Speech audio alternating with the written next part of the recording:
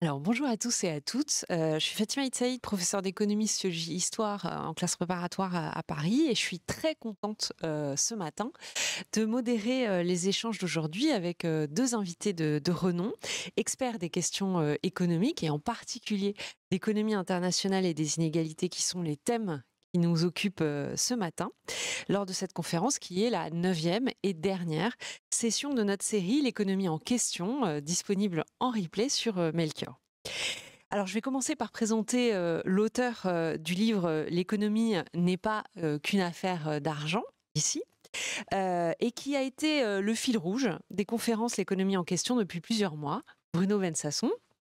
Alors, Bruno Bensasson, vous êtes diplômé de l'école polytechnique, de l'école des mines de Paris. Vous avez débuté votre carrière au sein de l'autorité de sûreté nucléaire, puis vous avez occupé des fonctions de conseiller technique auprès du ministre de l'Industrie, puis du secrétariat général de la présidence de la République.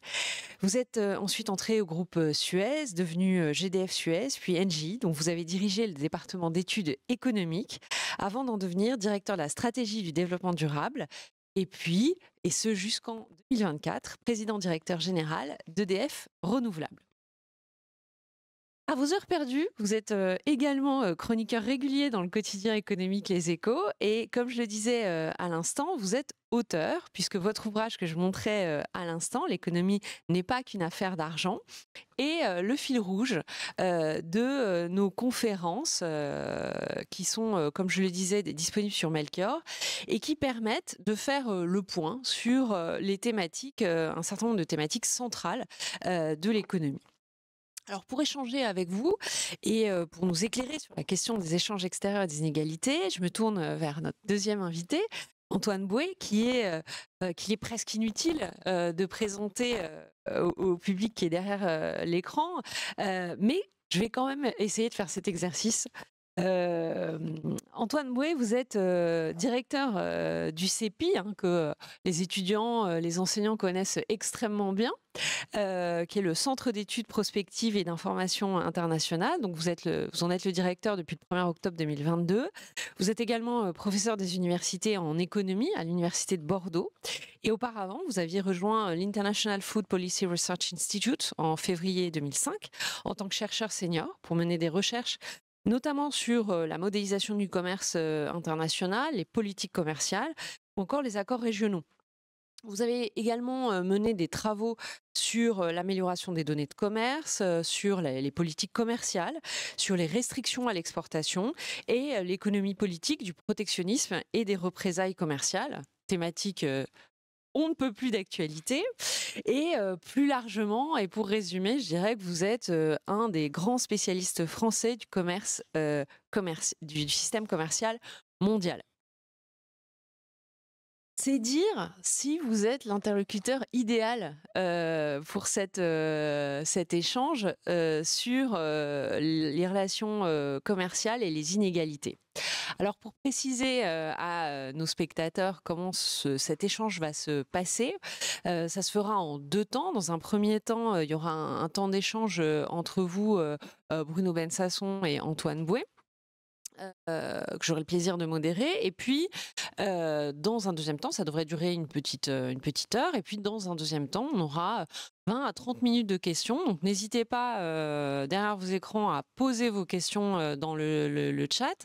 Je me ferai votre porte-parole dans la deuxième partie de l'échange. Pour ce qui est de notre conférence, elle se fera en trois temps. D'abord, on va réfléchir aux questions d'échanges extérieurs et de politique économique, notamment de politique budgétaire et monétaire. Puis, dans un deuxième temps, on va traiter des questions d'inégalité et de mondialisation pour conclure brièvement sur des éléments un petit peu d'élargissement autour des liens entre inégalité, bien-être, et notamment bien-être environnemental et justice. Alors sans transition, on va commencer par cette question d'échange extérieur et de politique économique. Et je me tourne vers vous, Bruno Bensasson, pour un exercice assez compliqué, pédagogique. Est-ce que vous pourriez nous expliquer brièvement les liens entre solde commercial, solde courant et déficit public? Bien sûr, bonjour à toutes et à tous, ravi de vous retrouver Fatima, ravi d'être avec vous Antoine ce matin et je vais commencer par ces questions de définition presque, solde commercial, solde courant. Le solde commercial, c'est relativement connu, ça parle des échanges de biens ou des échanges de biens et de services pour être plus complet. Le solde courant, c'est très important. Le solde commercial en fait partie, mais le solde courant, ça ne s'arrête pas au solde commercial. Le solde courant, il reprend toutes les opérations courantes. Alors quand je dis ça, je n'ai pas dit ce qu'était une opération courante. Pour illustrer la différence entre ce qu'est une opération courante et pas une opération courante, je vais donner deux exemples. Si un Américain achète une voiture à un Allemand, eh bien, l'Allemand reçoit de l'argent contre la voiture et il ne doit plus rien à l'Américain puisqu'il a déjà vendu cette voiture. C'est une opération courante. Elle n'engage rien pour l'avenir. Tandis que si l'Allemand, le même ou un autre, achète une action à une entreprise américaine, l'entreprise américaine reçoit de l'argent, mais en échange de ce qu'elle a reçu, pour le coup, il y a un engagement pour le futur. Donc c'est une opération de capital, c'est pas une opération courante, puisque l'Allemand, il attend droit des dividendes pour le futur. Alors, en termes de chiffres, qu'est-ce que ça dit? Dans le solde courant, donc il y a d'abord le solde commercial, et si je prends les dernières données totalement disponibles à la Banque de France, donc 2023, la France avait un solde commercial déficitaire, c'est-à-dire qu'il y avait plus d'imports que d'exports, typiquement de moins 40 milliards d'euros, pour un PIB d'à peu près 3 000 milliards d'euros. Mais il n'y a pas que ça dans le solde courant. Ensuite, il y a les revenus primaires et les revenus secondaires. Donc, dans les revenus primaires, en plus des échanges de biens et de services, il y a des échanges de travail. Ça, c'est les travailleurs frontaliers, quand des Français travaillent au Luxembourg, en Suisse ou inversement. Et puis, il y a les revenus du capital. J'y reviendrai, mais ça, bah, c'est justement quand on reçoit ou qu'on verse, par exemple, des dividendes à un pays étranger. Ça fait quand même 65 milliards d'euros de solde positif, d'excédent positif, d'excédent en 2023. Et puis il y a les revenus secondaires. Alors pour le coup, ceux-là, ils sont assez fortement négatifs. Ils sont de moins 50 milliards d'euros pour la France en 2023. Donc qu'est-ce qu'on trouve là? On trouve à la fois la coopération internationale et typiquement l'aide au développement. On trouve aussi nos relations avec l'Union européenne, notre contribution au budget de l'Union, et puis l'envoi de fonds de travailleurs qui travaillent en France et qui sont souvent d'origine étrangère et qui renvoient des fonds dans leur pays d'origine ou à leur famille. Et donc, au total, quand on fait la somme de tout ça, ça nous laisse un solde courant de moins 25 milliards d'euros. Et alors, quand ce solde courant n'est pas équilibré, il est ici négatif, on trouve nécessairement de l'autre côté du plateau de la balance des paiements, parce que la balance des paiements, pour le coup, elle est toujours équilibrée, autre chose. Et cette autre chose, ça va être un solde financier, ça va être justement des mouvements de capitaux. Alors, pour l'expliquer, je vais revenir sur l'île de Robinson, dans la tradition de notre cycle et du livre. Je rappelle que sur l'île de Robinson, Robinson produit des fruits au moyen d'arbres de capital qui sont des échelles et de son travail. Et puis il peut commercer avec l'île voisine de Nelson et Robinson produit des pommes et Nelson produit des kiwis. Alors le solde commercial, il peut être positif, négatif ou équilibré. Imaginons que pour commencer, Robinson n'exporte pas de pommes, mais importe des kiwis. Nelson, ça peut lui convenir, mais il ne va pas sans doute faire ça gratuitement, sauf à ce que ce soit de l'aide au développement. Alors, qu'est-ce qu'il va demander en échange, Nelson? Bah, il va demander, alors il peut demander une créance auprès de Robinson, mais bon, sur l'île, c'est pas si développé que ça, donc il va demander la propriété d'arbres. Un bout de propriété d'arbre. Une fois qu'il aura ce bout de propriété d'arbre, donc de capital, il en attendra pour l'avenir des espèces de dividendes des fruits. Et ça, pour le coup, ça fera les fameux revenus du capital qu'on trouve dans la partie revenus primaires du solde courant. Alors, est-ce que ça peut durer comme ça indéfiniment? Est-ce que, bah, si Robinson continue à ne pas exporter de pommes et à importer des kiwis, bah, il va devoir de plus en plus de choses à Nelson parce qu'il va devoir à la fois quelque chose en échange des kiwis qu'il importe et puis quelque chose en échange des pommes que produisent les fruits de Nelson sur son île. Donc avec ça, Nelson va avoir de plus en plus d'arbres, donc son capital, son actif sur Robinson va augmenter. Ça ne peut pas durer indéfiniment.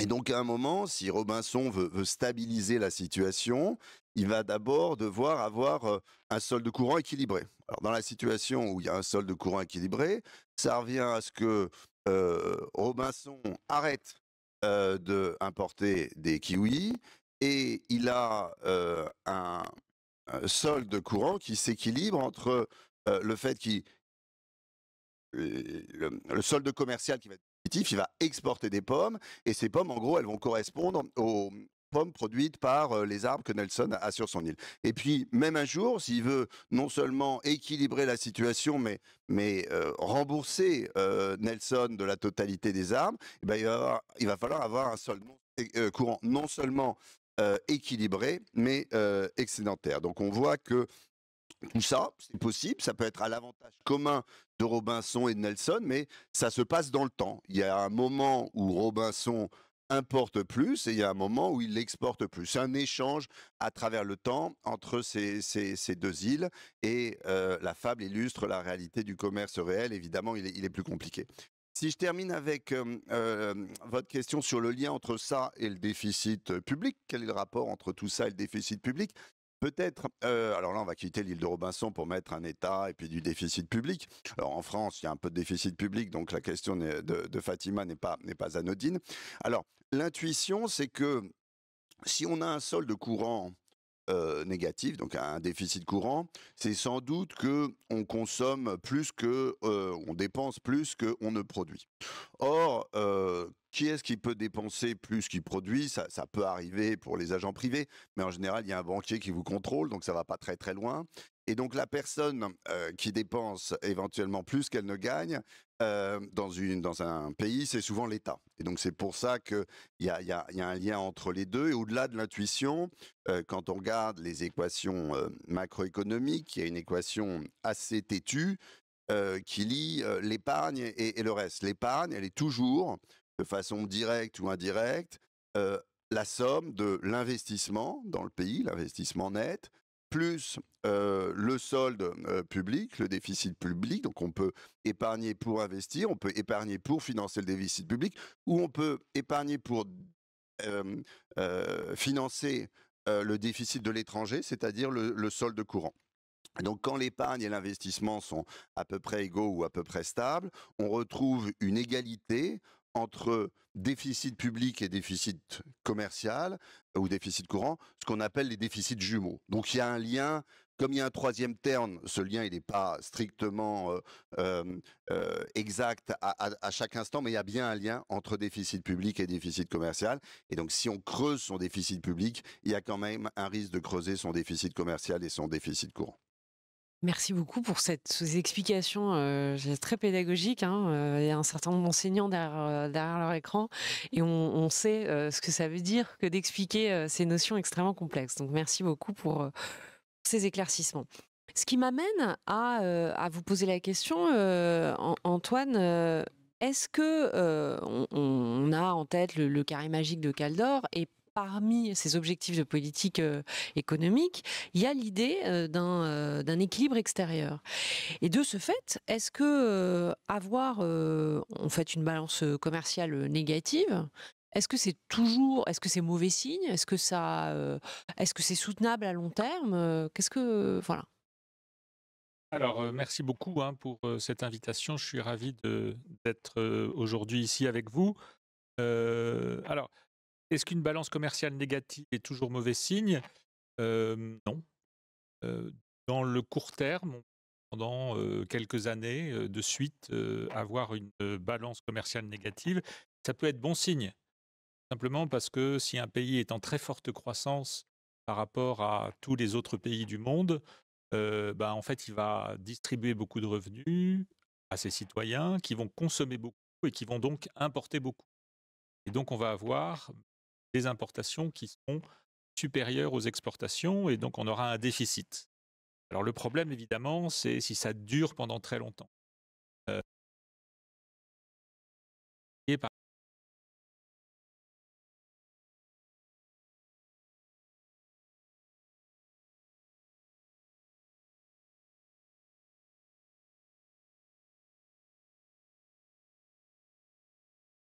ne travaillent plus non plus. Donc, en fonction du nombre de gens qui travaillent, qui produisent, et puis de tout le monde qui consomme, ben, on peut avoir des déséquilibres qui sont des déséquilibres structurels et qui peuvent être reflétés effectivement dans une balance courante ou une balance extérieure.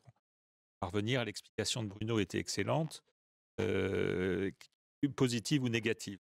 Donc en fait, le problème, c'est, je crois, alors le premier problème peut-être, et je crois que Bruno l'a bien dit, c'est que je trouve que dans le débat médiatique, public, on a toujours une concentration sur la balance commerciale en regardant la balance des biens, les échanges, les importations, les exportations et les importations de marchandises.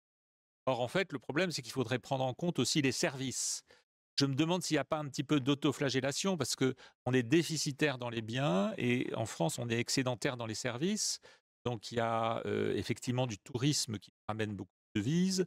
Il y a les services de transport avec des grandes entreprises de transport qui effectivement ramènent aussi des devises. Il y a aussi des services aux entreprises qui font que des services informatiques qui font que la balance des services en France est excédentaire.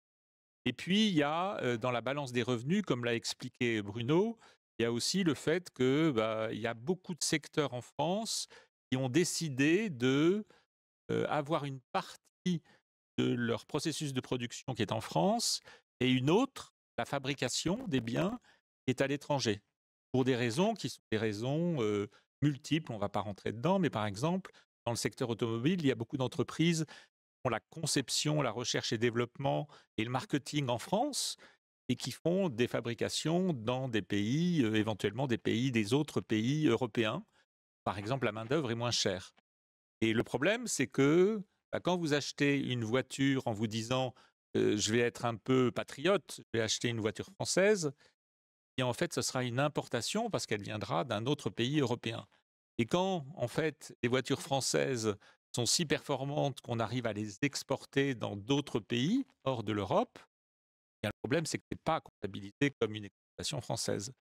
Donc voilà, il faut faire attention. En fait, il faudrait avoir une compréhension très fine de la balance des paiements pour un petit peu rééquilibrer le débat. Alors le problème, c'est quand même qu'au bout du compte, on a une balance courante qui est déficitaire d'environ 1% le PIB. Et surtout, ça s'accumule depuis très longtemps. Et donc, ça veut dire effectivement qu'on a tendance à dépenser trop par rapport à ce qu'on produit. Alors, comment faire? Soit effectivement, on restreint notre dépense, soit on produit davantage. Donc, il faut soit travailler plus, soit dépenser moins. C'est pas facile, mais ça rééquilibrera la balance courante. Alors, sinon, en fait, au bout du compte, quand vous avez, quand vous-même, eh bien, vous dépensez trop par rapport à votre revenu, votre capacité votre crédibilité, disons, auprès de votre banquier commence à s'effriter. C'est pareil pour un pays. La monnaie va être attaquée.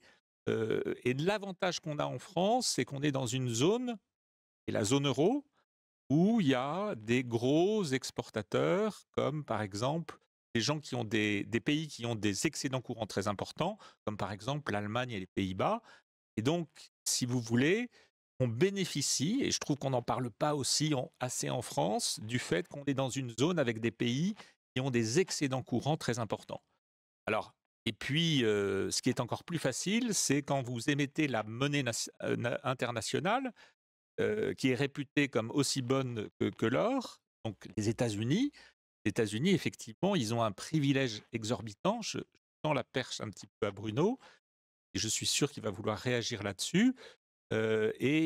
Effectivement, on disait que le dollar était aussi bon que l'or. Donc, effectivement, si fabriquez de l'or, si vous émettez de l'or, c'est très confortable pour vous. Vous pouvez accumuler des déficits. Alors ça, on en reparlera. Il faut quand même tempérer un petit peu cet argument. Ça veut dire que effectivement votre monnaie va être un petit peu surévaluée parce que tout le reste du monde va vouloir acheter des actifs en dollars, mais c'est quand même très intéressant. Donc vous voyez que il y a une problématique qui est très compliquée avec beaucoup d'informations à accumuler avant de prendre position sur ce sujet. Merci beaucoup. Alors justement, vous avez tendu la perche à Bruno. Et alors, quid de la monnaie? Puisqu'on on en a parlé. Comment est-ce qu'elle est influencée? Comment est-ce qu'elle influence justement ces échanges extérieurs? Alors, la monnaie, à la fois, elle influence les échanges extérieurs et puis elle va être influencée par les échanges extérieurs. Ça va dans les deux sens. Alors, pour commencer par la façon dont la monnaie euh, influence les échanges extérieurs, je dirais qu'il y a un truc qui n'est pas très important, à mon avis, c'est la monnaie dans laquelle les transactions sont exprimées. On dit souvent que le dollar aurait un privilège, on va revenir là-dessus, parce que le pétrole, vous l'achetez en dollars. Oui, le baril est coté en dollars, mais en fait, c'est un peu une convention, parce que dans la mesure où vous pouvez à tout instant convertir les devises, notamment l'euro en dollars, les échanger, les couvrir, vous dites que vous l'achetez en dollars, mais la réalité, c'est que quand vous êtes européen, vous l'achetez quand même en euros. Alors, ce qui compte, néanmoins, c'est le taux de change. Ça, le taux de change, ça joue. Et le taux de change, plus précisément, le taux de change réel, c'est-à-dire corriger des prix relatifs, si je prends mon exemple, entre l'euro et le dollar. Et donc, euh, un taux de change bas va d'une part euh, favoriser les exports parce que vu de l'étranger, vos exports leur coûtent pas cher, donc ça va favoriser les exports et en sens inverse, ça va compliquer les imports. Donc c'est vrai qu'un taux de change bas va en tout cas à moyen terme favoriser le solde de commercial. Alors, en sens inverse, qu'est-ce qui détermine le taux de change? Dans les modèles économiques les plus simples, qu'on appelle de parité de pouvoir d'achat, absolue ou relative, alors là, le taux de change, en tout cas le taux de change réel, il est fixe. Il est déterminé par le fait que les biens valent la même chose à tous les endroits. Éventuellement, dans la parité de pouvoir d'achat relative, ça dépend aussi de la productivité des différents pays. Mais voilà, dans ce cas-là, il est fixe. Ça peut être correct à moyen terme et si les biens sont parfaitement substituables. C'est pas ce qu'on observe au quotidien dans la réalité, soit parce que on est dans la réalité du court terme, soit parce que les biens sont pas parfaitement substituables.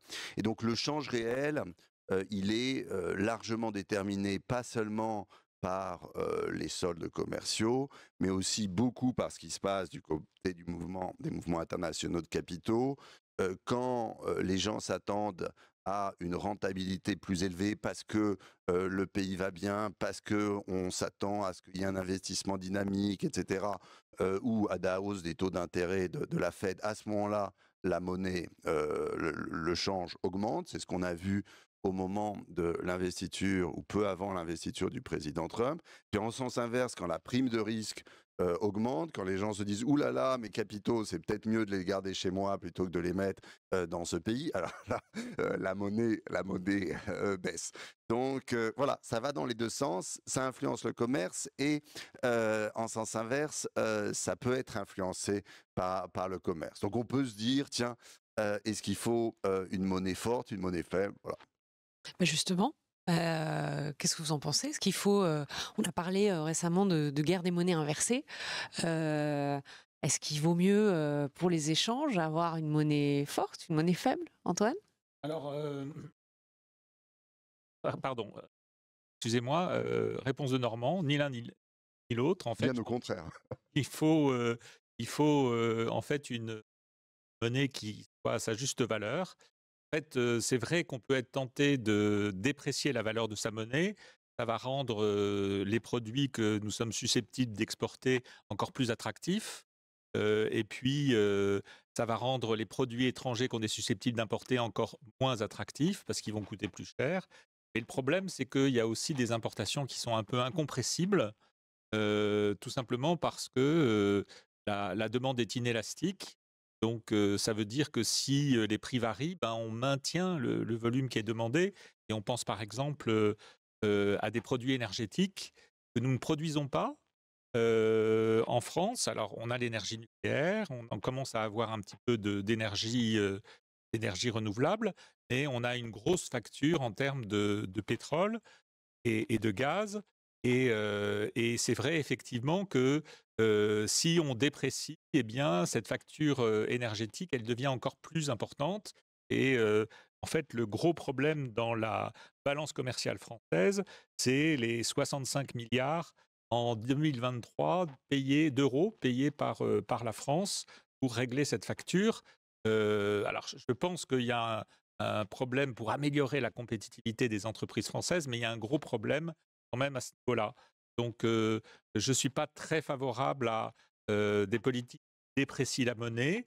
Je pense qu'on ne parle pas de politique de surévaluation non plus. Je préfère les éviter. Donc, je pense que la bonne solution, c'est d'avoir en fait un équilibre et d'avoir une monnaie qui est à sa juste valeur. Aujourd'hui, en fait, je pense que l'euro est un peu surévalué, le dollar un peu sous-évalué. Le dollar a beaucoup perdu depuis le début de l'année. Bon, je crois 15% en termes effectifs, c'est-à-dire contre l'ensemble des monnaies. Le problème, c'est que la monnaie chinoise a aussi perdu de sa valeur. Donc, effectivement, ça explique que l'euro est un peu surévalué.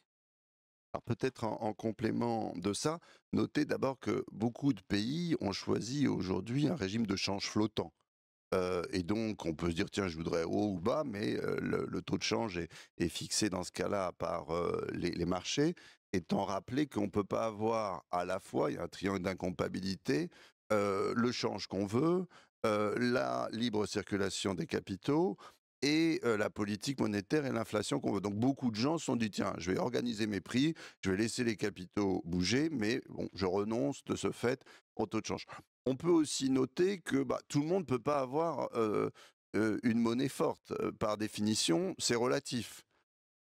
Et puis, pour un pays donné, avoir une monnaie forte, c'est-à-dire pouvoir euh, importer, alors plutôt avoir une monnaie faible indéfiniment, c'est-à-dire pouvoir exporter facilement, est-ce que ça ferait du sens? Imaginons, est-ce que Nelson veut indéfiniment exporter des kiwis pour récupérer des arbres jusqu'à la fin des temps? Ça lui sert à quoi?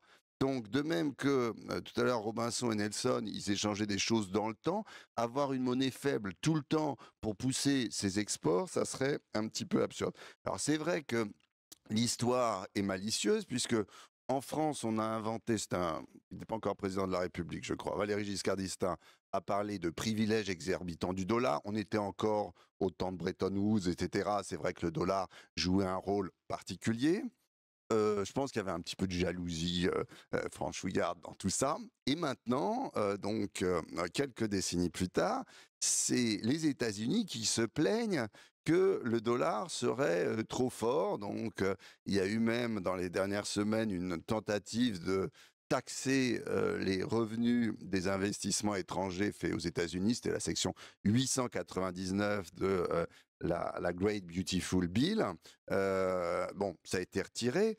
Mais le raisonnement américain, c'est que le fait que le reste du monde aimerait trop le dollar, ça le ferait monter et donc ça pénaliserait les exports américains. Non, je pense qu'en réalité, l'essentiel est ailleurs, il n'est pas dans la manipulation des monnaies, c'est vers effectivement une juste valeur qu'on doit tendre et les marchés ne sont pas totalement idiots. Si vous manipulez, si vous faites les choses de façon grossière, par exemple une dévaluation compétitive, comme on en faisait parfois au siècle passé, le résultat, c'est que vous allez avoir de l'inflation, à la fois de l'inflation intérieure, parce que vous allez avoir trop soutenu votre demande, de l'inflation importée, parce que justement, les prix des imports vont augmenter, vos prix vont augmenter, et donc à la fin, votre taux de change réel, il sera rendu au même niveau.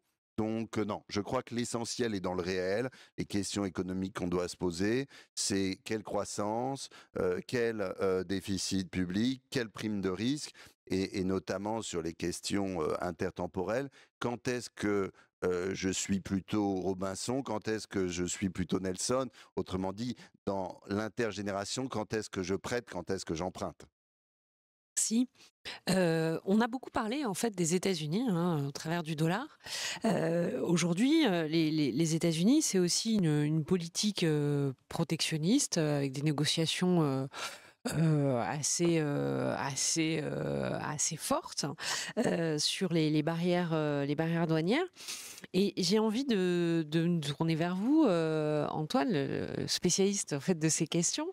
Qu'est-ce que vous pensez de la politique américaine qui consiste à la fois à essayer de réduire son déficit commercial par une négociation très, très dure sur les tarifs douaniers et en même temps de multiplier les dépenses publiques, hein. On le voit en ce moment, le budget est en train d'essayer d'être adopté avec des dispositifs comme le Golden Dome ou d'autres qui sont extrêmement coûteux. Comment est-ce qu'on peut tenir les 2? Alors oui, il y a des dépenses publiques aux États-Unis qui sont en expansion. Vous avez parlé du Golden Dome, oui. Non. Et puis il y a en plus, alors un petit peu compensé par des réductions de dépenses en faveur des gens les plus pauvres et puis des dépenses sociales. Donc j'ai peur que ça conduise à une augmentation très marquée des inégalités aux États-Unis.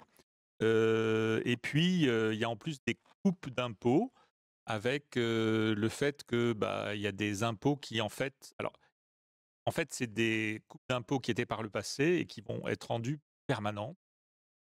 Et c'est sur une période relativement importante et donc il va y avoir effectivement une augmentation très forte, alors du déficit public, hein, c'est un flux, et de la dette publique américaine, atteint des niveaux quand même extrêmement élevés, et donc ça aussi c'est assez préoccupant. Alors Bruno l'a expliqué tout à l'heure, c'est que si effectivement on a un pays qui dépense trop, les ménages américains dépensent quand même beaucoup, ils épargnent assez peu. Et puis, si en plus on a un État qui dépense plus qu'il ne perçoit, eh bien on a forcément un déficit courant. Et donc ça veut dire que les déficits extérieurs américains ne peuvent se résoudre si, en même temps que la politique tarifaire, quels que soient ses mérites, elle n'en a pas beaucoup, eh bien, elle conduit en fait à avoir un déficit courant qui va augmenter tout simplement parce que qu'on appelle l'absorption, c'est-à-dire l'ensemble de la dépense intérieure, va augmenter au-delà encore du. Elle était déjà au-dessus de la production intérieure et elle va être encore plus importante. L'écart va être plus important.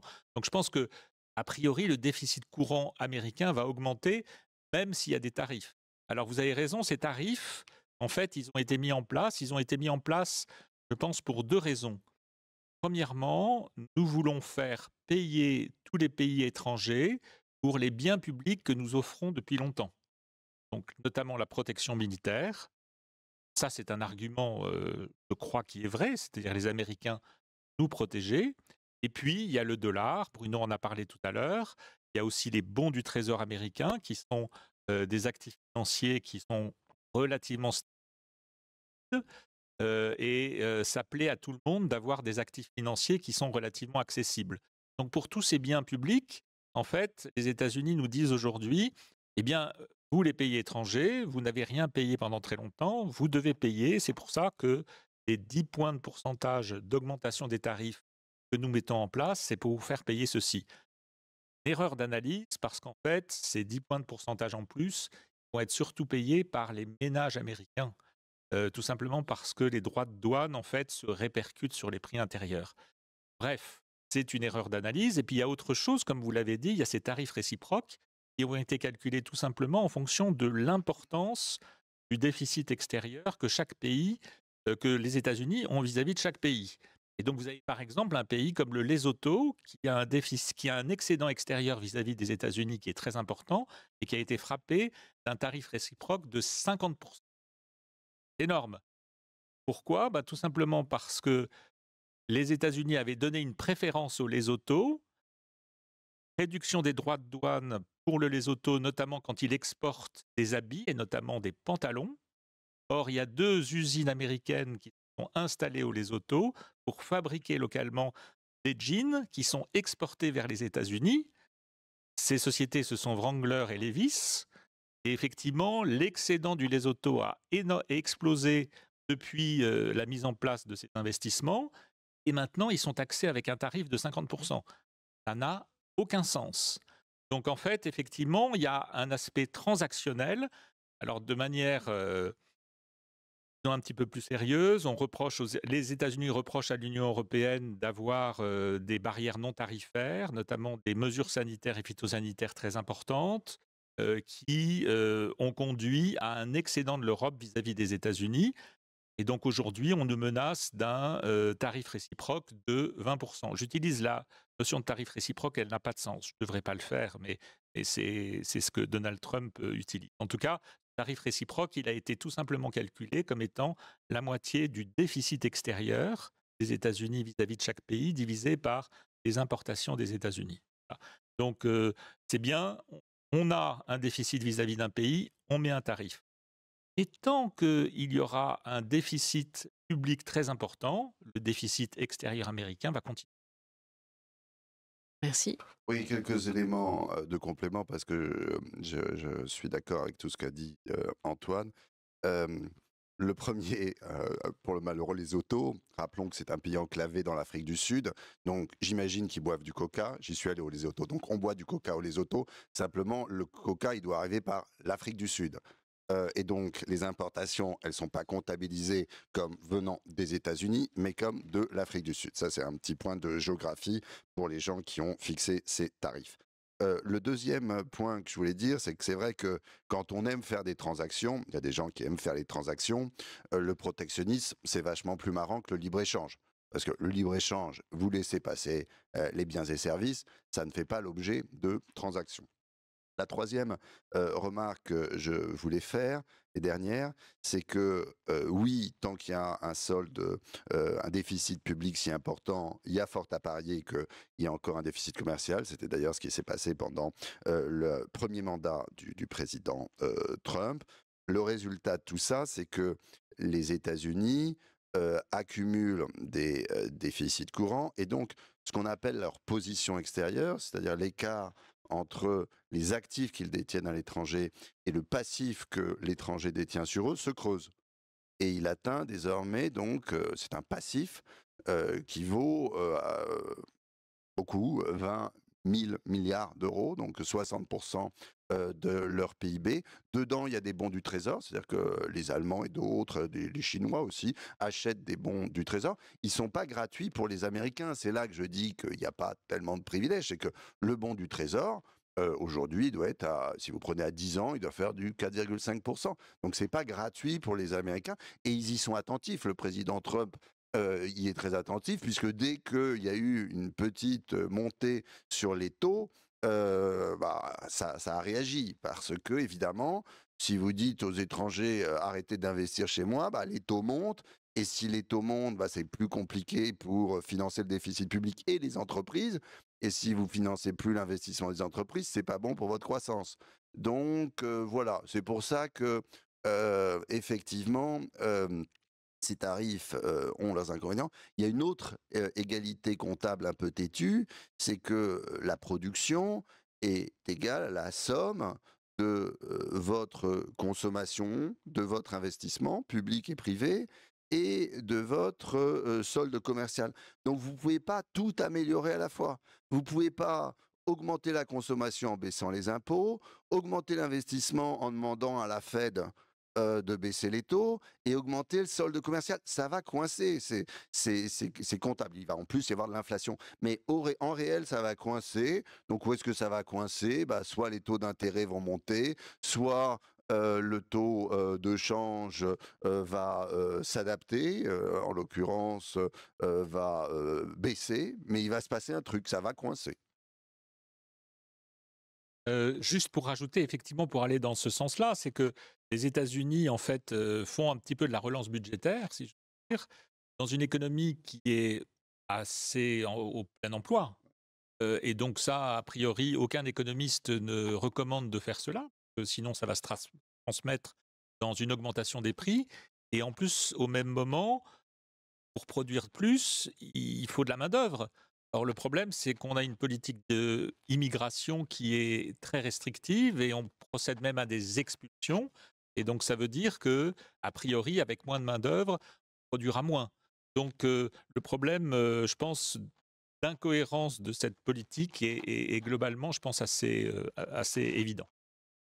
Merci pour ces éclairages sur l'actualité brûlante. Et ce que dessine cette actualité, c'est aussi une forme de transformation majeure en fait de la mondialisation. Certains parlent de démondialisation, mondialisation par bloc, ce qui nous fait réfléchir à ce que la mondialisation a pu apporter aussi en termes de réduction des inégalités. Et de ce point de vue-là, est-ce que on peut affirmer que le monde aujourd'hui est moins inégalitaire qu'il y a un siècle et en quoi la mondialisation, les échanges extérieurs ont-ils permis cette dynamique?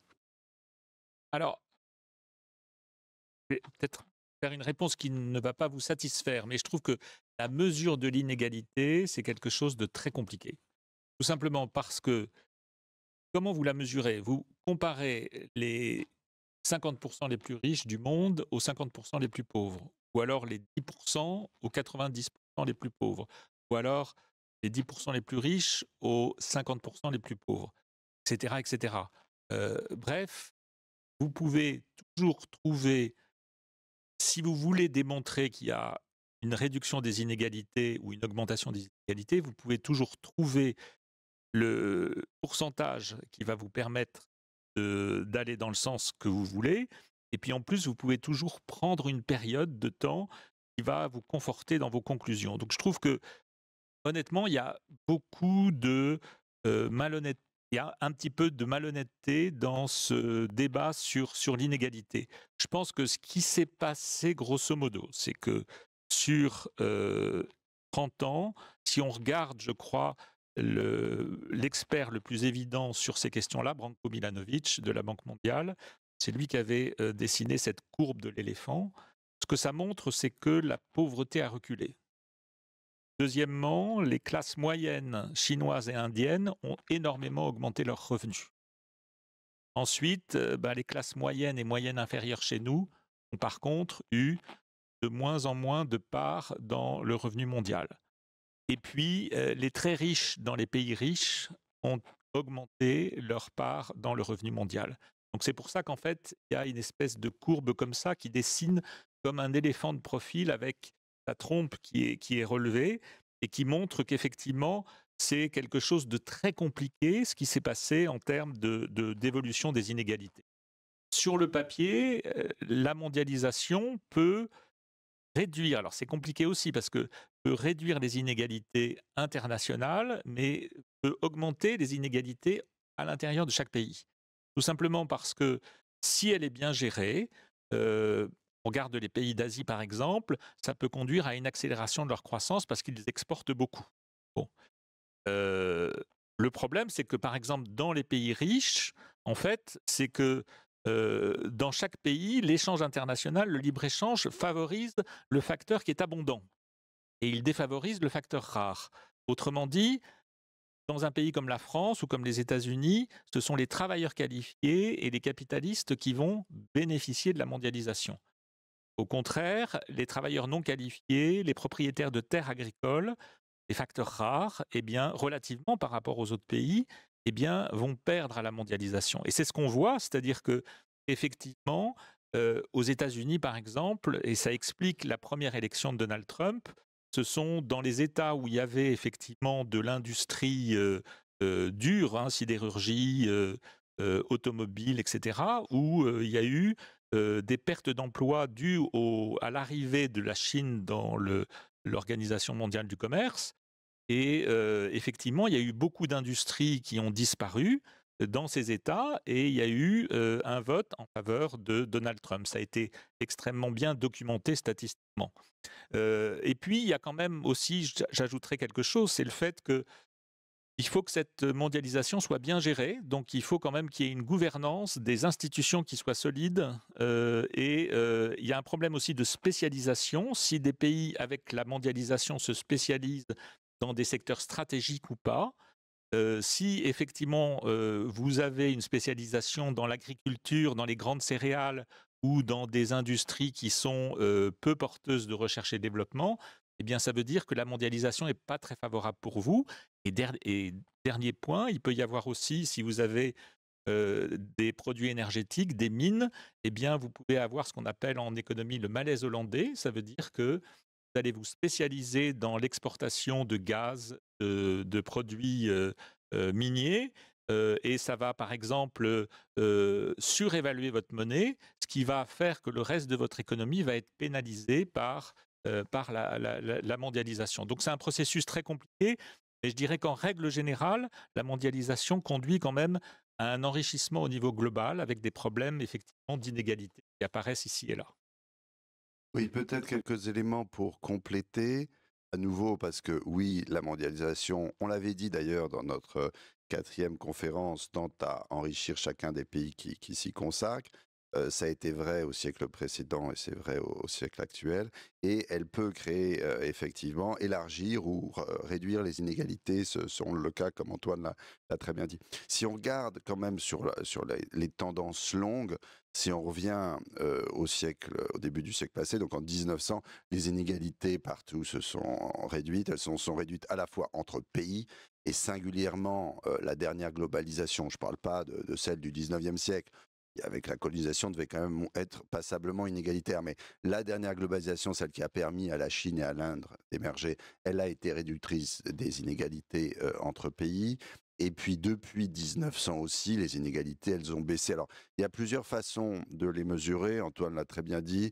Il y a un indicateur agrégé qui s'appelle l'indice de Gini, qui varie entre 0 et 100, qui est égal à 0 dans une société totalement égalitaire, et à 100 dans une société totalement inégalitaire, qui est un indice parmi d'autres. Je recommande également, pour ceux qui veulent des données, une base de données internationale qui s'appelle la World Inequality Database, à laquelle Branko Milanovic a contribué avec beaucoup d'autres, et qui donne beaucoup de données, et qui montre effectivement cette tendance longue à une marche vers l'égalité. Un autre point qui est important de distinguer, c'est que les inégalités, elles peuvent se mesurer ex ante ou ex post. Ce que je veux dire par là, on trouve toutes les données, c'est qu'il y a des inégalités que je vais appeler primaires, c'est ce que on reçoit avant que l'État soit intervenu. Alors là, l'indice de Gini français, par exemple, il est aux alentours de 45, il est assez stable depuis 1980. Et puis, il y a les inégalités après une première redistribution, c'est-à-dire après des impôts, des cotisations sociales et des prestations sociales monétaires. Et là, l'indice, il est à 30, 27. On est franchement, toujours faut faire mieux, mais on est parmi les pays les plus égalitaires du monde. L'Europe, déjà, est un continent assez égalitaire. Bon, il y a l'Islande qui est plus égalitaire que nous, mais sinon, on est quand même parmi les pays les plus égalitaires. Et puis surtout, ça, c'est des travaux de l'INSEE très intéressants, quand vous intégrez en plus de ça la prestation de services publics individuels, principalement la santé et l'éducation, alors là, vous avez un indice de Gini de 18. Donc, vous voyez, le rôle de redistribution est très important. Oui, la globalisation a pu élargir des inégalités, par exemple, dans les régions que tu as citées, Antoine, des États-Unis, d'autant plus que les États ne font rien pour les réduire. Et c'est là que, comme tu l'as souligné, ces mêmes régions ne sont pas à l'abri d'avoir des difficultés avec les dernières législations envisagées. Justement, je voulais ajouter cette question qui m'est venue au regard de nos échanges. Euh, Compte tenu de ce que devient la mondialisation aujourd'hui, de ces transformations qu'on disait tout à l'heure, démondialisation, mondialisation par bloc, quelles conséquences on peut imaginer en termes d'inégalité entre pays, d'inégalité au sein des pays? On voit bien dans le cadre de la politique américaine, vous en parliez tout à l'heure. Donc, qu'est-ce que vous pourriez nous en dire? Allez, je commence. Alors, peut-être d'abord, je vais faire à l'intérieur des pays, et puis, comme Antoine est spécialiste de l'international, je vais laisser développer entre pays. À l'intérieur des pays, je crois qu'il faut vraiment distinguer les inégalités ex ante et les inégalités ex post. Alors, il y a les inégalités de revenus du travail et du capital. Je vais me concentrer sur le travail, d'abord parce que quand on regarde la part des revenus du travail dans le produit intérieur net, c'est peut-être 4 fois celle du revenu du capital. Et puis qu'ensuite, le capital, il vient pas de nulle part. C'est souvent des revenus du travail qui ont été épargnés. C'est pour ça que je vais me concentrer sur les revenus du travail. Les revenus du travail ex ante, s'ils sont différents, c'est beaucoup, et je me tourne vers tous les enseignants, une question de qualification. Parce que si chacun pouvait choisir librement ses qualifications, eh bien, il est vraisemblable que les salaires finiraient, en tout cas à pénibilité égale, par être égaux. Et si on gagne plus, c'est juste qu'on a une pénibilité plus importante. Et donc, la qualification est essentielle. Et quand je dis qualification, ça ne veut pas dire bac plus 8, hein, ça veut juste dire que on a une offre de qualification qui est proportionnelle à la demande de qualification. Et si c'est le cas, bah, à ce moment-là, les salaires tendent à s'égaliser. Si ça se fait par, je dirais, un nivellement par le haut, c'est formidable. Et donc, je pense que la priorité donnée à l'éducation est absolument essentielle pour non seulement arrêter une baisse des niveaux éducatifs, mais l'augmenter parce que c'est essentiel pour plein de choses, évidemment pour la prospérité sociale, mais aussi économique du pays. Ensuite, il y a les inégalités ex post. Les inégalités ex post, celles-ci, effectivement, tant qu'il y a des inégalités ex ante, et il y en a, puisque je parlais d'un Gini de 45, on peut les réduire. Simplement, alors là, il y a une espèce d'arbitrage qui est un arbitrage politique, social, sociologique. L'économiste peut aider, mais c'est pas à lui de le faire. Pourquoi il y a un arbitrage? Parce que à mesure que vous allez vouloir faire en sorte que le gâteau soit réparti de façon plus égalitaire, il y a un risque, on le connaît, que la taille du gâteau rétrécisse. Parce que si on vous dit d'emblée que vous aurez la même taille que tout le monde, ça ne vous incite pas nécessairement à faire beaucoup d'efforts. Donc là, il y a un vrai choix politique à faire. Notons que en ayant déjà donc les inégalités entre le quatrième quartile, c'est-à-dire les 25% les plus riches, et le premier quartile, les 25% les plus pauvres en France, le ratio entre les deux est de 18 avant que l'État ait fait quoi que chose. Il est de 6 une fois que l'État a fait la première redistribution, et il est de 3 d'après l'INSEE après la deuxième redistribution. Donc, c'est pas comme si la France n'avait pas vu le sujet et ne redistribuait pas, y compris par l'éducation nationale, c'est la deuxième redistribution. Et entre pays? Alors, entre pays, je suis un petit peu pessimiste, tout simplement parce que je suis très concerné par les pays en voie de développement, tout simplement parce que c'était la première préoccupation de mon statut précédent. Donc, par exemple, pour un grand nombre de pays d'Afrique comme le Lesotho, mais aussi le Mozambique, Madagascar, et puis en Asie, il y a aussi des pays qui sont pauvres, même s'ils sont un peu moins pauvres que les pays d'Afrique, mais Vietnam, Malaisie, encore, il y a des pays quand même qui sont à des revenus disons, intermédiaires faibles, mais c'est le langage de la Banque mondiale. Donc voilà, en fait, ce qui se passe, c'est que premièrement, les préférences commerciales qui sont données à ces pays sont remises en cause par les tarifs réciproques de Trump, et aussi par exemple par l'African Growth Opportunity Act, une grande préférence qui est donnée par les États-Unis, qui va être renégociée l'année prochaine. Et je suis très pessimiste sur le fait que le président Trump accepte de renouveler cette préférence. Et puis il y a en plus, bien évidemment, l'Agence internationale de développement, dont est totalement coupée. Alors, il y avait effectivement des moyens pour réformer cette agence, qui n'était pas totalement efficace, mais qui était quand même relativement efficace et qui faisait un travail sur le terrain qui était, par certains côtés, assez admirable au niveau de l'aide directe au développement. Et je voudrais dire qu'en plus, ce qui me paraît difficile pour les pays pauvres, c'est que en plus l'agence l'aide, pardon, venant des pays européens va être difficile, tout simplement parce qu'il y a des contraintes financières très fortes. Il faut en plus investir dans la lutte contre le changement climatique. Et puis, il faut effectivement peut-être se réarmer. Donc, les budgets publics vont avoir d'autres priorités. Donc, j'ai peur que l'aide internationale soit réduite de manière très importante. Ce qui veut dire que les pays en voie de développement, dans une certaine mesure, alors c'est peut-être une bonne chose, et ça va quand même être difficile, il va falloir qu'ils comptent davantage sur eux-mêmes. Il y a des initiatives très fortes. Il y a par exemple la création actuelle de zones de libre-échange en Afrique. Il y a des accords de libre-échange effectivement qui sont en voie de négociation, pardon.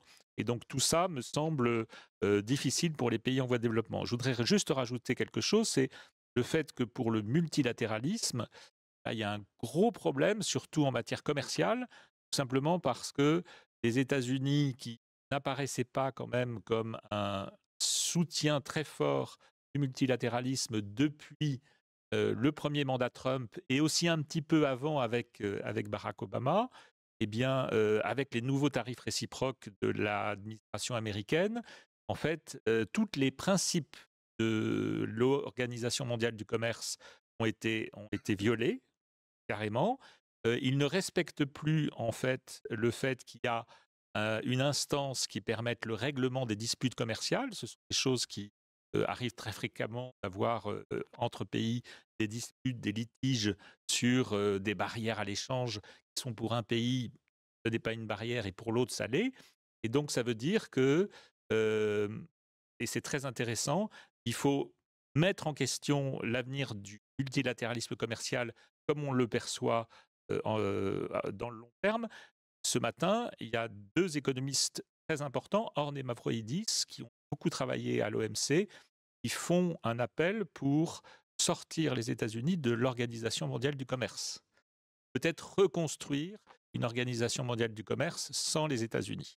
On ne peut pas exclure a priori un pays, il n'y a pas de procédure pour cela. Donc en fait, il y a quand même en ce moment des enjeux très importants. Alors, on voit bien qu'il y a beaucoup de choses qui se redessinent en ce moment et qui sont amenées à être repensées. La dernière partie conclusive de cet entretien, autour justement des liens entre finalement inégalité, bien-être, environnement. Vous parliez tout à l'heure, au tout début de cet échange, du fait que les données en fait commerciales des échanges n'étaient pas forcément extrêmement bien calibrées au regard en fait de la finalement des chaînes de valeur mondiales. Et donc, est-ce que dans cette manière de repenser le commerce, il n'y a pas des réflexions aussi à avoir sur cette mesure en fait des flux de commerce pour aussi peut-être donner moins de grains à moudre aux défenseurs du protectionnisme aujourd'hui, qui utilisent en fait ces déficits comme une arme, comme une justification. Voilà. Il y a un très gros travail à faire au niveau des données de commerce. En fait, il y a un auteur américain dont j'ai oublié le nom, ça va me revenir peut-être, qui disait il y a trois sortes de mensonges. Les petits mensonges, les grands mensonges et les statistiques. Dans le commerce, c'est exactement ça, effectivement. Il faut bien voir que les données de commerce, il y a quand même un grand écart entre la statistique officielle et ce qui se passe sur le terrain.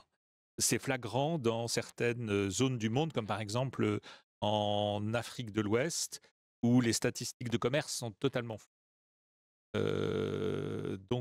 Et en fait, les écarts sont énormes.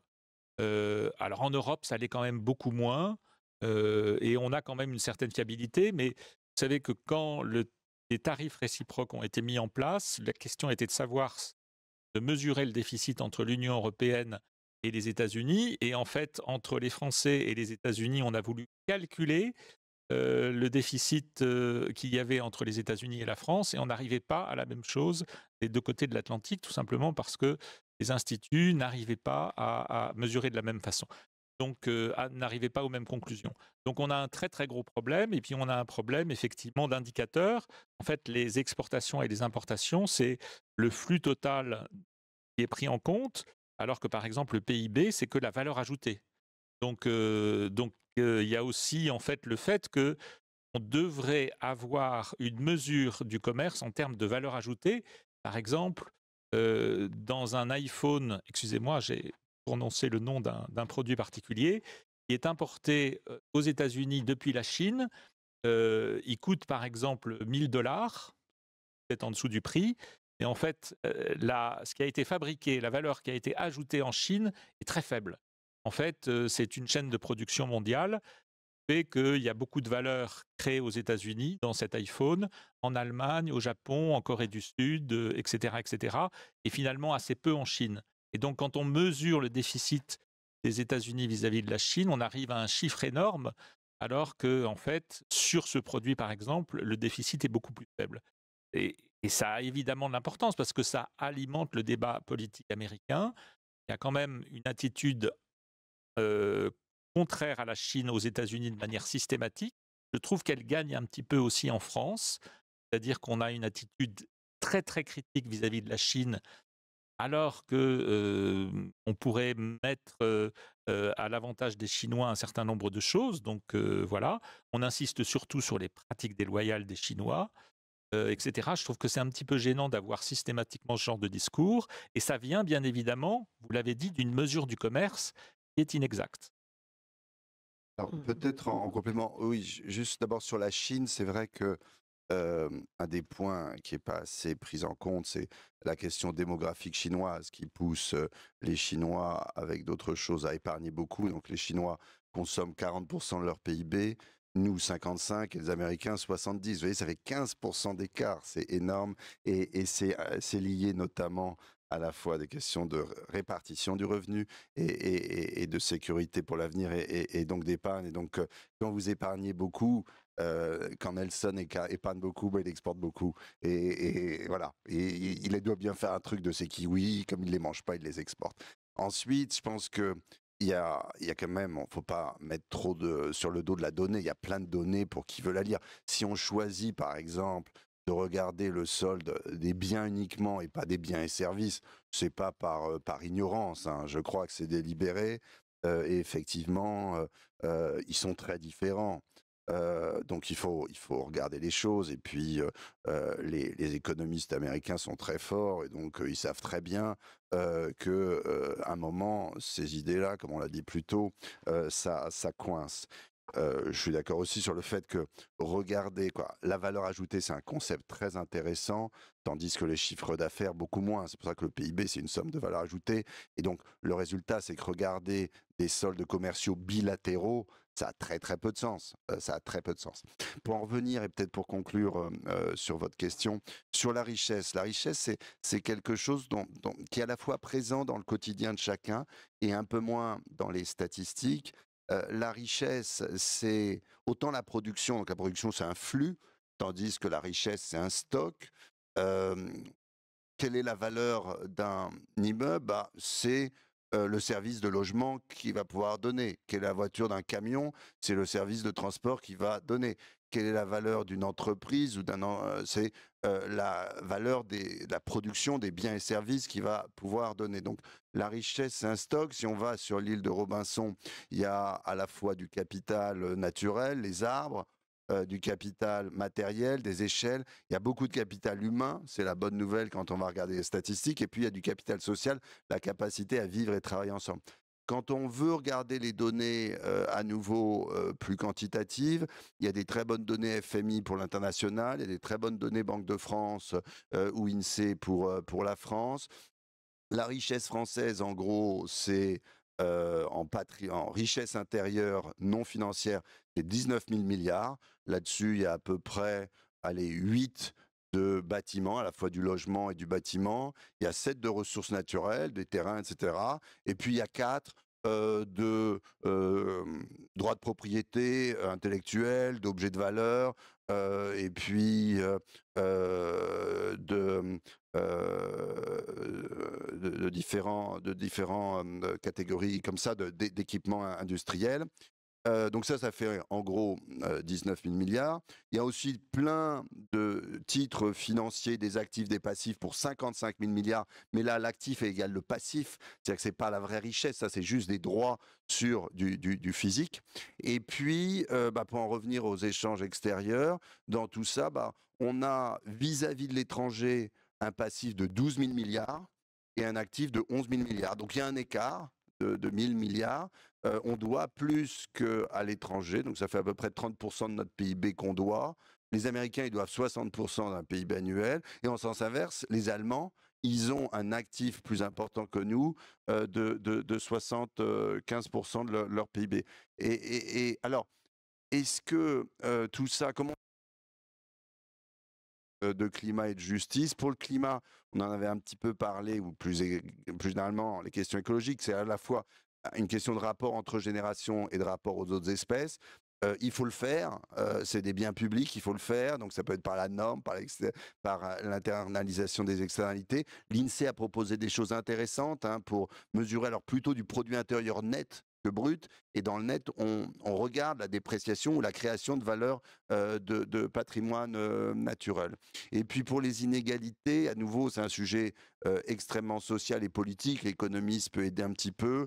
Pour les égalités à l'intérieur des générations, on en a parlé, le travail sur la redistribution, mais encore mieux le travail sur les qualifications. Et puis entre générations, c'est un sujet passionnant, mais difficile politiquement. Ça renvoie à des questions comme le climat, comme les retraites, comme la dette publique. Et là, l'économiste peut aider, je crois qu'il doit aider, mais à la fin, et c'est tant mieux, c'est les citoyens, les institutions qui ont le dernier mot. Très vite. Donc, ce n'était pas du tout mon intervention pour dire qu'il ne faut pas regarder les statistiques. Au contraire, il faut regarder les statistiques. Et il faut regarder les statistiques sans commentaire. Je trouve que ça, c'est très important. Et par contre, il faut peut-être s'interroger sur leur significativité, ce qu'elles mesurent et en fait ce que d'autres choses mesurent. Et donc ça, il faut faire attention. Et vous avez un très bon site pour les statistiques, c'est le site du CEPI, puisque l'essentiel de notre travail porte sur les statistiques. Et en fait, on récupère des statistiques qu'on améliore. Il y a tout un tas d'experts de cette question qui travaillent beaucoup sur ça. Et l'auteur américain, c'est Mark Twain, qui parlait des statistiques de manière...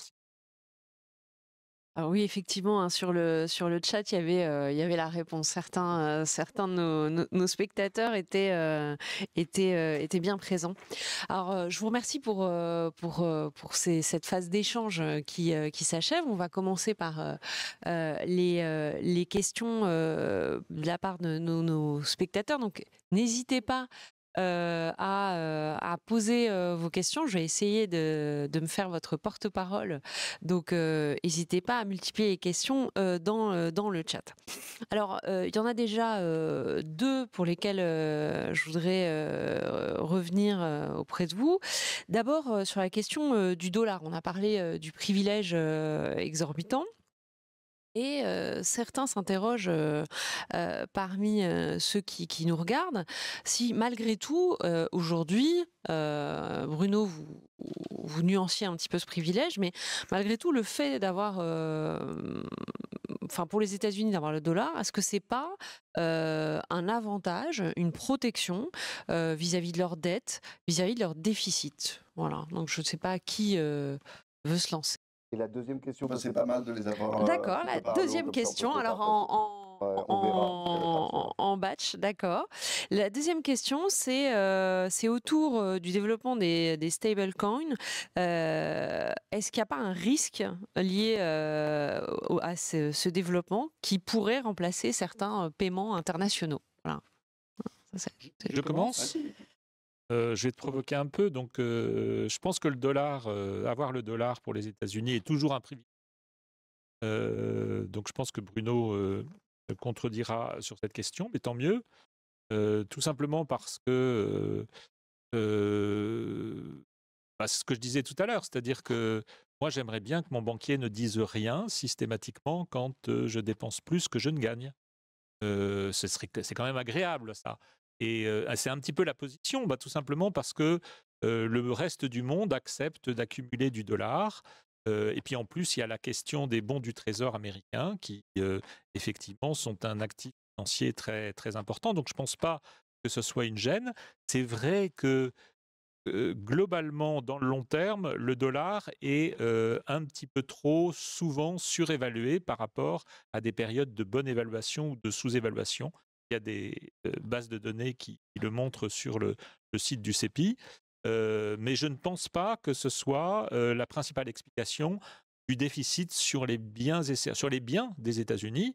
En fait, il y a un modèle économique aux États-Unis avec un avantage comparatif très fort dans l'agriculture, dans les services, dans l'énergie et les mines. Et puis, dans l'industrie, ils ont choisi d'innover et de faire fabriquer à l'extérieur très souvent leurs produits. Et ça explique en fait le déficit commercial.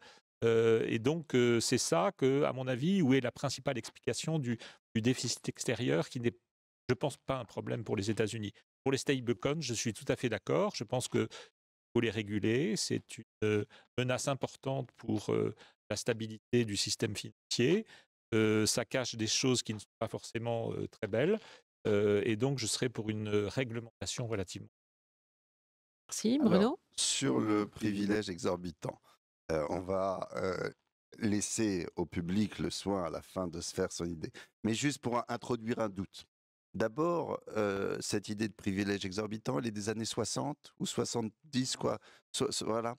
À l'époque, les États-Unis avaient un solde courant positif et une position extérieure positive. Donc on avait déjà cette idée de privilège exorbitant, alors qu'ils étaient dans une situation de commerce international totalement différente.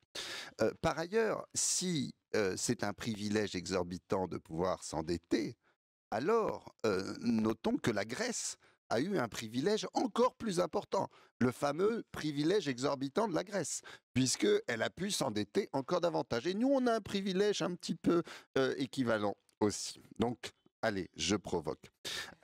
Ensuite, à nouveau, toujours pour créer un doute, notons que donc le président Trump et son conseiller, qui est désormais président du Conseil d'analyse économique américain, Stéphane Mirand, considèrent que ce n'est pas un privilège, mais une malédiction, que ça entretient un dollar haut, et donc ça pénalise les exportations. Je disais tout à l'heure, évidemment, il y avait un lien entre ces politiques et le taux de change. Ma langue a peut-être fourché quand j'ai dit ça, mais en tout cas, il y a bien un lien. Et eux considèrent que c'est une malédiction. Donc, ça nous laisse planer un petit doute. Je pense que la force des économies, que ce soit les États-Unis, la Chine, la France, on n'a pas à avoir honte de ce qu'on fait en termes de prospérité et d'inégalité ou d'égalité, c'est que c'est ces moteurs de production. Et donc, s'agissant des États-Unis, c'est un pays qui a de belles ressources naturelles, qui a une démographie dynamique et qui, jusqu'à peu, n'hésitait pas à compter sur l'immigration. C'est un pays qui a un système d'innovation et d'entrepreneuriat qui fonctionne bien. Donc, je pense qu'il y a plein de richesses réelles avant d'aller se demander ce que fait la monnaie. Et à la fin, ça veut quand même dire qu'il y a une position extérieure négative de 60%, de 20 000 milliards, qui fait que, effectivement, les États-Unis payent des revenus sur cela. Les obligations du Trésor, c'est sympa, mais ce n'est pas gratuit pour les États-Unis. Ça fait du 4,5% par an. Nous, on a peut-être du 3%. Donc, à ce compte-là, on a un meilleur privilège qu'eux, puisqu'on paye moins cher. Je fais à nouveau un petit peu de simplification et de provocation. En fait, une monnaie forte, je tendrais, ou une monnaie de confiance, et ça va m'amener aux stablecoins et aux autres coins, la confiance, elle s'appuie sur la responsabilité. Donc, certes, c'est un avantage d'avoir la confiance de son banquier, mais vous l'avez tant que vous êtes crédible. Et c'est pour ça que vous ne pouvez pas faire n'importe quoi avec la Fed, parce que si vous faites n'importe quoi avec la Fed, vous allez peut-être tromper les gens une fois, mais vous ne pouvez pas tromper tout le monde tous les jours. Ça, c'est un autre chanteur, je crois, qui l'a dit. Il n'était pas américain, celui-ci. Je crois qu'il était jamaïcain. Alors, ça nous emmène aux différents coins. Alors, la force de la monnaie, on en a parlé dans la 5e conférence. Si l'économie n'est pas qu'une affaire d'argent, la monnaie, ça aide quand même, ça donne de la confiance. Et disponible en replay, Et je le redis. disponible en replay, évidemment. Et donc, dans l'univers des coins, j'ai l'impression qu'au moins les stablecoins, dont je ne suis pas un expert, ils ont en face de leur passif un actif, puisqu'ils accumulent par exemple, des bons du trésor. Donc, tant qu'on a un actif en face du passif, moi j'ai l'impression que c'est à la mode, c'est numérique, c'est coin, ça peut bouger vite, et peut-être qu'à la fin ça ressemblera pas d'assez près à la monnaie numérique des banques centrales. Bon, si ça fluidifie et qu'à la fin on a moins de papier, je ne crois pas que ce soit contre la marge du monde. Non, ce qui est éventuellement plus une interrogation, c'est quand vous avez une valeur avec rien à l'actif. Alors ça, autant vous dire que dans le monde des coins, il y a des trucs où il y a une belle valeur, par exemple 100 000 $, avec un actif qui n'est pas évident, parce que quand vous émettez, alors je ne vais pas donner de marque, mais chacun aura reconnu, quand vous émettez un nouveau coins, vous n'avez pas, comme une banque centrale, un actif. Parce que qu'est-ce que vous avez fait? Vous avez payé des gens, donc des ordinateurs, des bons informaticiens et de l'électricité, à déminer des problèmes mathématiques. Bon, c'est un truc vachement utile à l'humanité, mais là, vous avez pour le coup pas d'actifs. Alors que dans les stablecoins, vous avez un peu d'actifs. Après, je pense que la monnaie, on l'a dit, c'est un outil de confiance très important. Et moi, je ne suis pas choqué, en démocrate, que ce soit des institutions publiques qui gèrent la monnaie plutôt que un oligopole ou un monopole, puisque en l'occurrence, certains visent un monopole numérique anonyme. Alors merci, je pense qu'on ne sera pas complètement tous d'accord sur Non. le privilège du dollar. Ni d'ailleurs sur les coins, parce que autant vous dire que ce qu'on est en train de lire là n'est pas très populaire chez certains, donc on n'est pas à l'abri de quelques critiques. Alors d'abord, dans le chat, il y a Sarah Fleury-Melot, qui est une collègue qui nous a donné la référence d'Orne et Mavrodis, donc je l'en remercie. Vous pouvez aller regarder puisqu'elle donne le lien. Vous avez une dernière question autour finalement de deux voies possibles au regard de la mondialisation. Alors l'internaute cite deux PDG. Mais en gros, il y a l'idée par rapport aux importations chinoises où d'un côté, il y a l'idée que finalement, il faut en profiter, enfin, quelque part, il faut en profiter parce que c'est des biens à bas coût et que ça permet de consommer. Et de l'autre, il y a l'idée qu'il faudrait taxer ces importations, Chine, Temu, etc., pour préserver l'emploi. On est entre la feuille de paye et le caddie, j'ai envie de dire. Et donc, justement, quelle voie prendre de ce point de vue-là? Est-ce que c'est la consommation? Est-ce que c'est l'emploi au regard de ces échanges et de ces rapports avec les importations chinoises? Donc voilà, j'espère que je n'ai pas trahi la personne qui a posé la question. J'ai essayé de la résumer. Voilà. Quelques éléments de réponse. Question très intéressante. Alors, il y a une nouvelle voiture électrique chinoise qui est arrivée sur le marché. Je vais taire son nom. En gros, une lettre et un chiffre. Cette voiture, cet véhicule électrique chinois, il a accumulé en fait un certain nombre de performances techniques dues à un progrès très fort dans les derniers mois, avec une autonomie qui est annoncée qui est entre 600 et 700 km, et un temps de recharge de 10 à 15 minutes. Et ça coûte 30 000 €. Alors peut-être que la mise en conformité aux normes européennes va faire augmenter le prix. Mais partons du fait qu'elle coûte 30 000 €. Aujourd'hui, il y a 34% de droits de douane en Europe sur les véhicules électriques chinois, ce qui fait que ce véhicule est très performant, très attractif, va coûter 40 000 €. Si vous rajoutez un tiers à 30 000, ça fait 40 000. Donc effectivement, ça change le choix des consommateurs ou le choix des entreprises. J'en parlais l'autre jour avec un chauffeur de taxi qui me disait les véhicules électriques c'est bien, mais c'est encore un peu cher et j'aimerais bien que ça baisse. Et évidemment, ça va transformer son business. Des sociétés qui achètent de nombreuses voitures pour leur activité, là aussi, il y a effectivement un changement considérable dans le coût de leurs inputs. Et puis moi, c'est vrai que j'aimerais bien acheter un véhicule électrique. Pour l'instant, je le trouve un peu trop cher. Et c'est vrai que ça aurait en plus, en fait, un impact favorable sur la décarbonation de notre économie. Donc je trouve que il faut simplement, au moins, en tout cas, reconsidérer l'argument de dire: «Oh là là, les véhicules, chinois, ils vont être importés en masse et on n'aura plus d'industrie en Europe». Je trouve que l'industrie européenne, en fait, a accumulé du retard dans la stratégie de conquête des véhicules électriques ou avant d'un certain nombre d'industries qui ont fait que, eh bien, alors c'est vrai qu'en Chine, elle est organisée au niveau national de manière très importante, mais n'empêche que, eh bien, il y a un retard et c'est un retard qui est systématique et qui s'accumule dans le temps. C'est-à-dire qu'il y avait un argument chez les économistes de dire il faut protéger les industries pour leur permettre de s'adapter. Et quand ça devient systématique, le problème, c'est que ça s'auto-entretient. Les industriels savent que les efforts de catch-up, de récupération, de recherche et développement qui vont leur permettre de se remettre au niveau, de toute façon, elles n'ont pas forcément intérêt à les faire parce que ça leur fait dépenser de l'argent. Et en fait, il y a toujours l'État qui est là, trouver en fait dans le temps une protection supplémentaire. Donc voilà, je voudrais qu'on parle sereinement. J'ai pas de solution miracle sur ça, c'est un vrai problème et je voudrais simplement qu'on parle sereinement des avantages et des inconvénients de ces différentes solutions.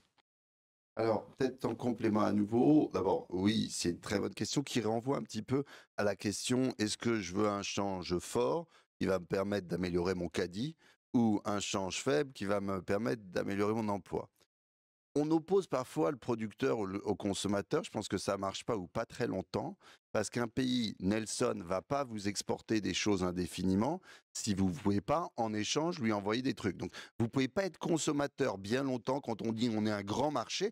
On est un grand marché, on achète beaucoup parce qu'on produit beaucoup. Et comme on l'a dit, l'Union européenne a un excédent commercial. Pas nous, mais l'Union européenne, oui. La Chine, elle croît, tant mieux pour elle. Rappelons-nous quand même qu'en PIB par habitant, corrigé du coût de la vie, c'est encore 3 fois moins que l'Europe. Donc, on n'est pas obligé non plus de noircir notre situation. Et je ne reviens pas sur les raisons pour lesquelles la Chine a besoin d'exporter, je pense que derrière ce sujet, et il y a celui du protectionnisme, il y a quelques bonnes raisons, parfois ciblées, de faire du protectionnisme. Il y a le protectionnisme éducateur, mais de liste, mais il faut le faire de façon ciblée, pas trop longtemps, et sur là où on pourra avoir un avantage comparatif. Donc les avantages comparatifs, c'est pas surtout, excusez-moi. Et puis il y a le protectionnisme de souveraineté, par exemple sur la défense, mais ça peut pas être surtout non plus, parce que si on fait des trucs pour lesquels on n'est pas bon, bah après, on perd les bénéfices de la spécialisation, de la globalisation.